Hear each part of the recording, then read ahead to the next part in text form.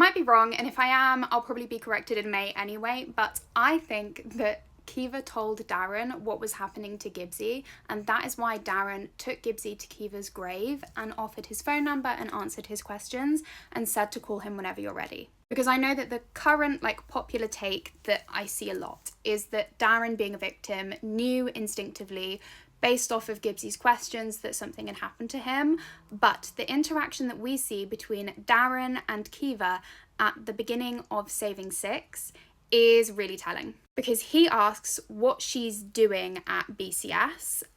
because she's supposed to be at Tommen, and they clearly know each other really well, and she says that she transferred to finish up 6th year at BCS, sort of for the best, all things considered, which means Darren knows the things that are going into consideration, because he doesn't ask questions. I wonder whether, if her and Darren were really close friends, he potentially disclosed to her at some point in the friendship what had happened to him when they were in care, and knowing that, when Gibbsy made his disclosure to Kiva, she went to Darren as a sounding board, and that is how Darren would have potentially found out what was happening to Gibbsy and known more about what happened to Kiva, for starters, but also known to show that support for Gibbsy in the graveyard that day. And that's just my theory. I hope we find out more. I hope we get to know more about Kiva's friendship with Darren, and I do hope that we get to see more of Darren and that he doesn't come off as such an asshole in the next books. And